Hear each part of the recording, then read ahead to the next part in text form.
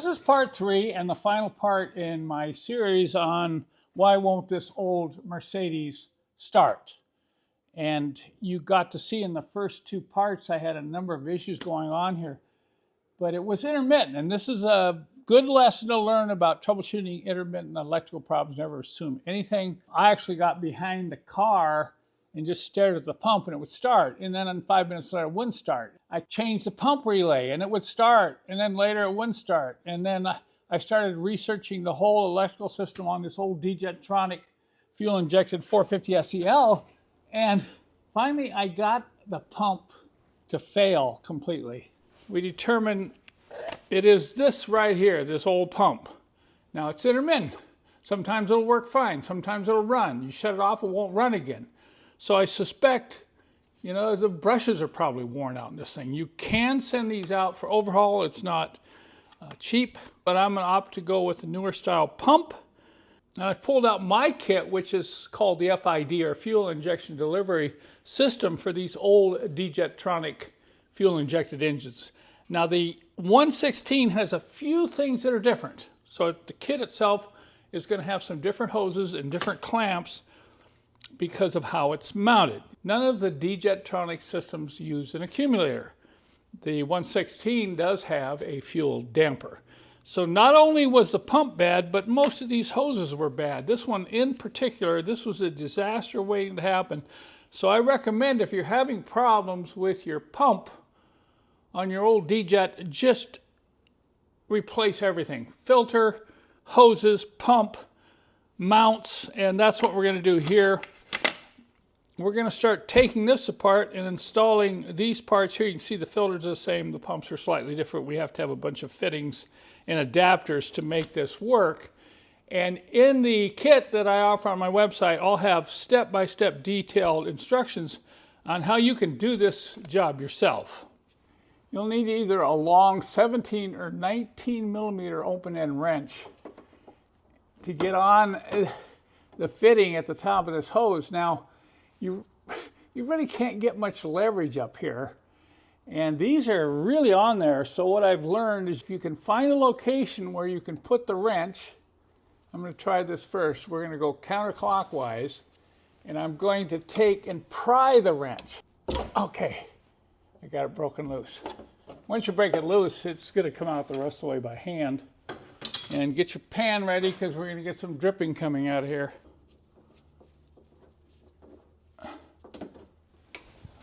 Well, that's pretty dry. But look at the condition of this hose.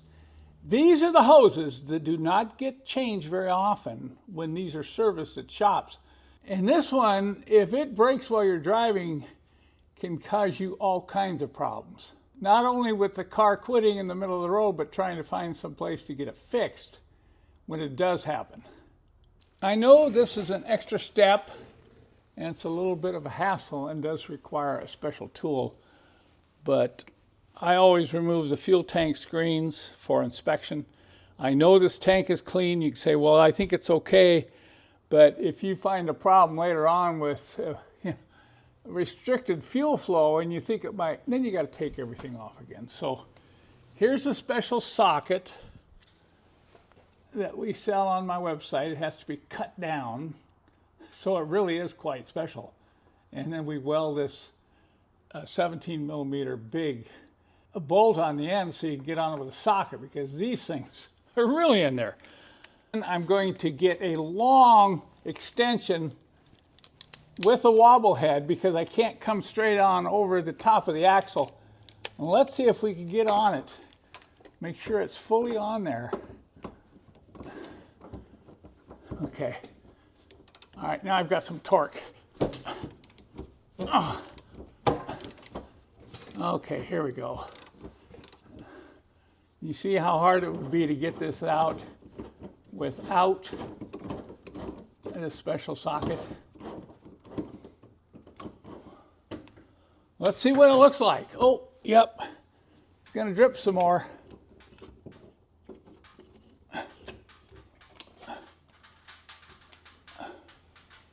Oh, look at that.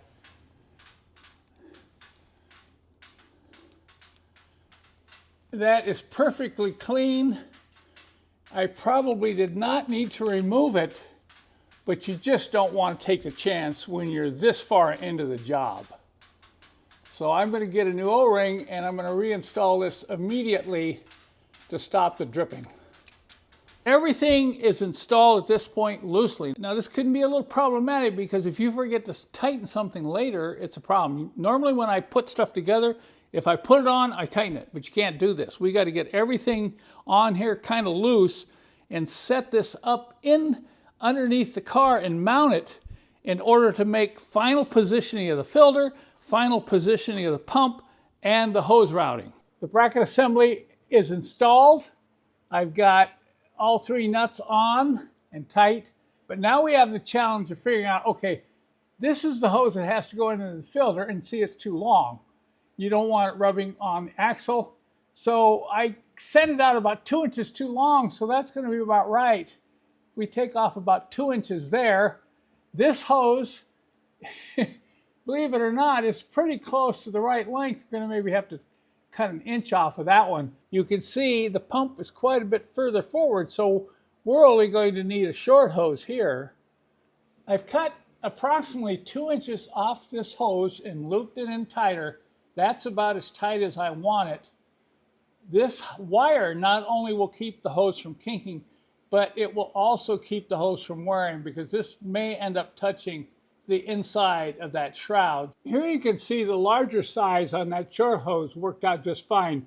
Do not neglect replacing these hoses. I see them neglected all the time. If you want to become a believer, I'm going to show you the condition of one of those hoses we removed.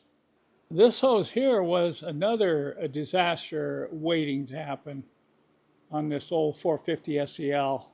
Okay, those hoses are in. Now I'm going to do a final check on this. And what I'm doing is I'm checking every single fitting.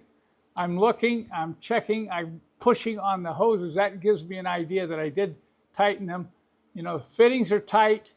Both the screws, I was able to get the nut on the back side of the top screw to tighten the bracket. And then I'm coming over here on these inlet hoses, checking the tightness of those two clamps, this clamp, the clamp of above, the clamp of the outlet hose, and all the way up underneath here. So I've double checked all the clamps and all the fittings, and now we're ready to lower this car down, add some fuel, and see if it'll start. And that's why I'm not going to drive it away. We're going to leave it on the lift here because we want to check for leaks. So I can report success. When I went to start the engine, I primed it by turning the key on and off about 5 or 6 times, because the pump's only going to run about a second. So this is going to move the fuel up to the engine. And I hit the key in the starter, and this thing started right up. It runs beautifully now. It starts up and runs every time. I don't have to cross my fingers and hope it's going to run. This was the culprit. I'm finished. I'm really happy. Now this is something I'm not going to have to worry about failing on me now on the open road. But there's one final thing that I need to do, and I recommend you do this too if you do this fuel system conversion. I'm going to have to do a full fuel system pressure test to make sure the pressure is right up at the engine. The reason is, when the original pumps get weak, if someone changes the pressure by adjusting the pressure regulator up front, you put the new pump on, it's going to be running too high. So I highly recommend you change the pump assembly in one of these old D-Jetronics, do a fuel system pressure test.